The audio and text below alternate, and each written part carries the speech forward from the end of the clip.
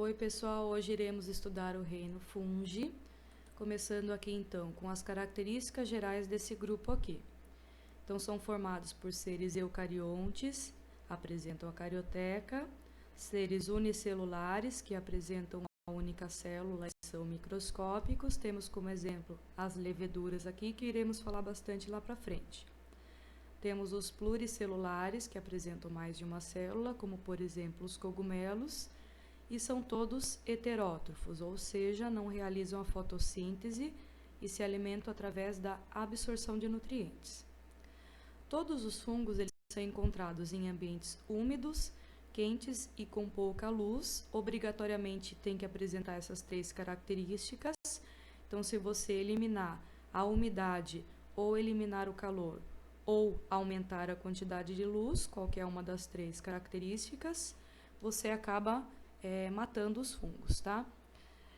Nós temos espécies que são chamadas de benéficas, então realizam alguma atividade que seja benéfica ou para o ser humano ou para o ambiente. Então temos aquelas que são decompositoras, realizam a reciclagem da matéria orgânica. Temos aquelas utilizadas na alimentação, temos as utilizadas na fabricação de pães e de bebidas, e temos aquelas utilizadas na produção de alguns tipos de antibióticos. Temos espécies que são parasitas, que podem causar prejuízos tanto para plantas, quanto para animais, quanto seres humanos. E temos aquelas espécies mutualísticas que vivem associadas a um outro ser vivo, como por exemplo os líquens. Como que apresenta-se a estrutura aí dos nossos fungos, né? Os fungos são formados por hifas, que são esses filamentos que aparecem aqui nessa figura ao lado, e o conjunto de hifas vai formar o que a gente chama de micélio. É o micélio que penetra aí na matéria orgânica ou no solo, e é por aqui que acontece a absorção dos nutrientes. Todas as células aqui dos nossos fungos, elas apresentam a parede celular. A parede celular é uma estrutura que fica por fora da membrana plasmática. Nessa parede celular existe uma substância chamada de quitina. Essa quitina é importante porque ela dá resistência à célula desse fungo, ela é flexível e impermeável. Então é importante ser impermeável para que não aconteça a entrada de água. Os fungos eles se alimentam por absorção de nutrientes, então eles lançam aqui na matéria orgânica as enzimas digestivas. Após acontecer a digestão, elas absorvem os nutrientes por essa estrutura aqui chamada de micélio. Os fungos eles podem realizar reprodução assexuada ou reprodução sexuada. Então, a reprodução assexuada, ela é principalmente, nesse caso aqui, da liberação de esporos no ambiente. Os esporos são células bem pequenininhas, né, leves, são levadas facilmente pelo vento. Então, quando o esporo ele cai num lugar onde tem umidade e tem nutrientes, ele germina, produz um novo micélio, e esse novo micélio vai se desenvolver em novos seres vivos. Aqui nós temos uma imagem ao microscópio de um fungo produzindo os seus brotos, né? Esse processo é chamado de brotamento, e cada broto ele vai gerar um novo ser vivo, e ele é geneticamente igual àquela estrutura que deu origem a ele. Temos a reprodução sexuada, que é no caso dois micélios de dois indivíduos diferentes se unem e dão origem a esporos. Tá? Então nós temos aqui a união de dois micélios e a produção de novos esporos. A classificação dos fungos, ela tem aqui em grupos do tipo que a gente chama de zigomicetos, tá? Os zigomicetos, eles são, por exemplo, encontrados facilmente aí em matéria orgânica, em alimentos, né? Alimentos que já estão num processo de decomposição. Então, eles vivem no solo e em restos de animais e vegetais mortos. Nós temos aqui esse exemplo do bolor negro nos pães, e aqui uma fruta, né? Uma laranja embolorada. Então, tudo isso daqui que você está enxergando são fungos do grupo dos zigomicetos. Temos também os ascomicetos. O Ascomicetus, falaremos bastante aqui do gênero Penicillium, que é um fungo utilizado para a produção do antibiótico penicilina. Nós temos os Ascomicetus do tipo leveduras aqui, que são usadas aqui na fabricação de pães, de bebidas, iremos ver daqui a pouquinho. Temos o grupo dos Basidiomicetus, que são esses fungos aqui que a gente chama de cogumelos. Temos os cogumelos que são comestíveis, temos aqueles cogumelos que produzem substâncias tóxicas e temos aqueles fungos decompositores. Essa figura aqui representa um fungo que a gente chama de orelha de pau, tá? Esse fungo aqui ele é bastante comum, é encontrado em pastos, né, no solo. Ele não é um fungo comestível. Temos o grupo dos deuteromicetos, que são chamados de fungos imperfeitos. Imperfeitos porque eles realizam apenas a reprodução do tipo assexuada, eles apenas se reproduzem formando esporos. Temos o grupo dos mixomicetos, que são esses fungos aqui nessas imagens. Eles têm esse aspecto gelatinoso. Essas duas espécies vivem em troncos de árvores e essa espécie aqui vive em folhas em decomposição. Nós temos os fungos participando aqui de dois tipos de relação ecológica, tá? O parasitismo, que é uma relação ecológica desarmônica, ou seja, causa prejuízo, e o mutualismo, que é uma relação ecológica harmônica, onde os dois seres vivos nessa relação são beneficiados. No parasitismo, nós temos espécies que parasitam tanto plantas, né, animais ou seres humanos, causando prejuízo dos seus hospedeiros. Essa figura aqui nós temos uma espécie de fungo muito comum que parasita unhas, né, chamada de micose de unha. Temos a micose de cabelo também e a micose de pele. Na relação de mutualismo, temos duas relações importantes aqui para conhecer, né, associações de fungos. Nesse caso aqui, os líquens são fungos associados com espécies de algas. Temos as micorrizas, que são fungos associados com as raízes de algumas plantas. Os líquens nós já estudamos em aulas anteriores. Então, nessa associação, o fungo oferece algo para a alga e a alga oferece algo para o fungo. Então, as algas fornecem a glicose, que foi produzida na fotossíntese, para os fungos, e os fungos oferecem para as algas água e sais minerais. Os líquens eles podem ser encontrados em troncos de árvores, no solo ou sobre superfícies de rochas. São considerados indicadores de poluição do ar, então eles são chamados de bioindicadores, ou seja, se você encontra líquen em alguma região, significa que naquela região existe uma baixa poluição do ar ou nenhuma poluição do ar. Então, eles são importantes bioindicadores. As micorrizas são associações de fungos com raízes de plantas. Então, os fungos eles têm que fornecer algo para as plantas e as plantas algo para os fungos. Então, as plantas elas oferecem para os fungos a glicose, que foi produzida pela fotossíntese, e os fungos oferecem às plantas o nitrogênio, que vai ser absorvido pela planta, e ela é importante aí no processo de desenvolvimento da planta. Nesse slide aqui nós temos 3 fotografias representando, mostrando os líquens, né? Os líquens, eles têm alguns formatos e cores diferentes aqui, porque são espécies diferentes. Então, essa espécie aqui, ela é encontrada bastante em troncos. Nós temos uma outra espécie aqui de coloração amarela e essa espécie aqui de coloração vermelha. Esse líquen aqui de coloração vermelha, ele é encontrado dentro de florestas, né? Ele só é encontrado em local onde a qualidade do ar é excelente, onde não tem nenhum tipo de poluição atmosférica. E onde que eu vou encontrar isso? Apenas dentro de florestas. Essa fotografia aqui é uma fotografia para representar a associação chamada de micorriza. Então, nós temos aqui fungos associados com raízes de plantas.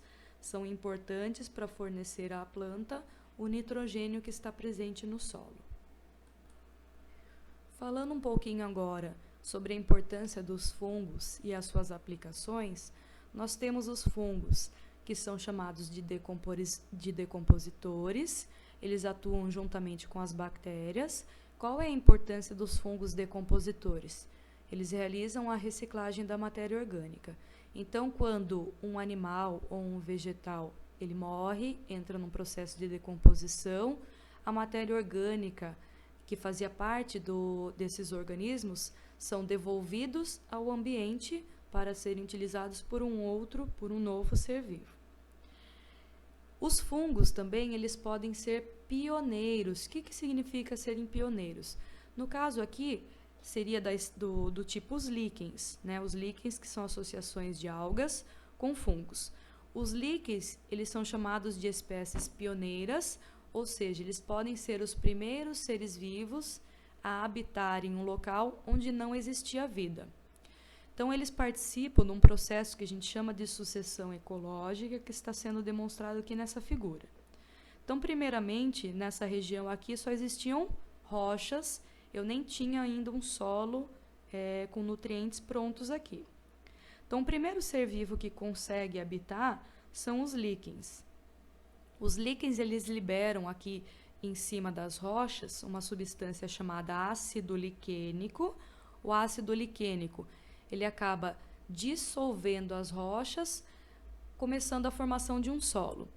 Então, agora que eu tenho a formação de um solo, eu dou a chance de um outro ser vivo se desenvolver aqui, que são, por exemplo, as gramíneas, tá? Ou as briófitas, que iremos ver numa outra aula. Então, aí as gramíneas se desenvolvendo, as briófitas se desenvolvendo, eu dou a chance de melhorar aqui nosso solo e eu ter umas outras espécies de árvores até eu chegar aqui na situação que eu chamo de clímax, onde eu tenho as árvores propriamente ditas. Então, para que um ambiente ele seja povoado, nesse sentido de sucessão ecológica, se começar numa região onde não tenho nenhum ser vivo, para que eu chegue nesse estado de clímax, o primeiro habitante aqui tem que ser os líquens. Nós temos os fungos usados na alimentação do ser humano. Então, temos aqui 3 espécies amplamente usadas na culinária de vários países. Então, temos esse fungo chamado de champignon, o shimeji e o shiitake, tá? Temos fungos também que participam aqui, que são usadas na fabricação do queijo. Então, temos o queijo Roquefort, temos o queijo Gorgonzola e o queijo Brie. Falando um pouquinho agora da produção de alguns medicamentos, né?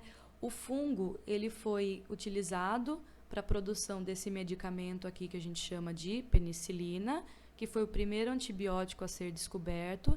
Quem descobriu a penicilina foi o Alexander Fleming, que era um médico escocês, em 1928, e essa descoberta ela foi uma descoberta acidental. Então, o Fleming ele fazia culturas de bactérias nessas placas aqui, então existia uma substância nutritiva para ele poder fazer a cultura de bactérias. Bactérias aqui do gênero Staphylococcus.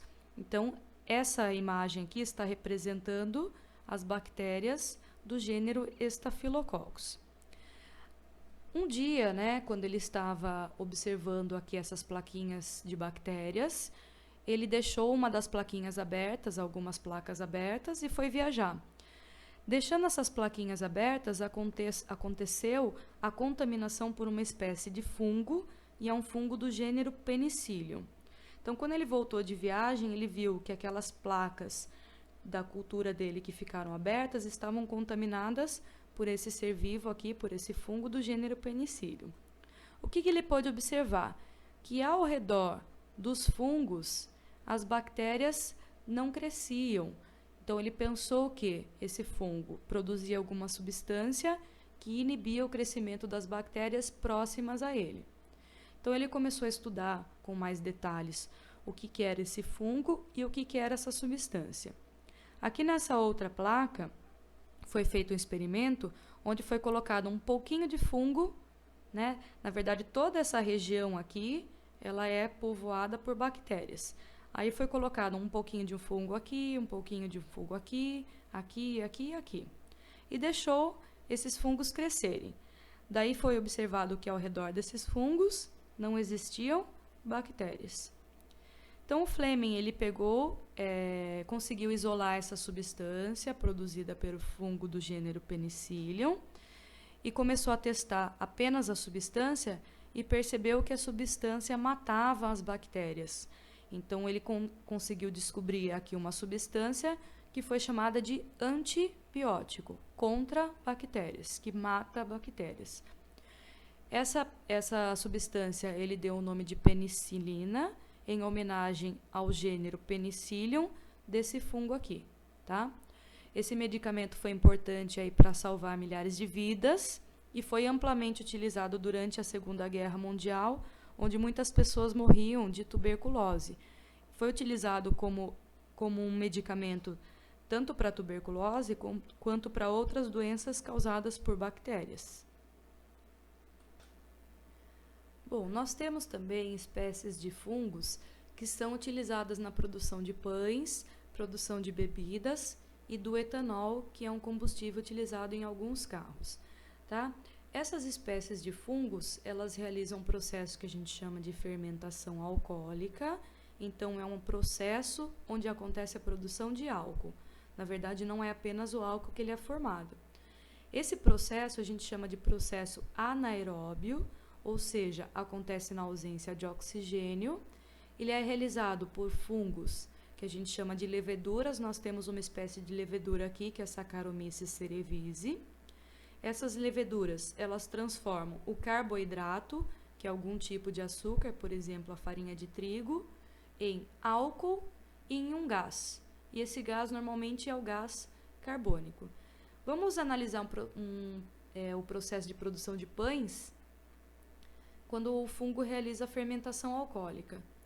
Tá? Por que eu uso o processo de fermentação alcoólica para a produção de pães? Então, quando você vai produzir o pão, você coloca lá os ingredientes, né? A farinha, o leite, o açúcar, o sal, e você coloca junto desses ingredientes o que a gente chama de fermento biológico. O que é o fermento biológico? Na verdade, você está inserindo naqueles compostos esse fungo aqui, esse fungo do tipo Saccharomyces cerevisiae. O que esse fungo ele vai fazer com os ingredientes?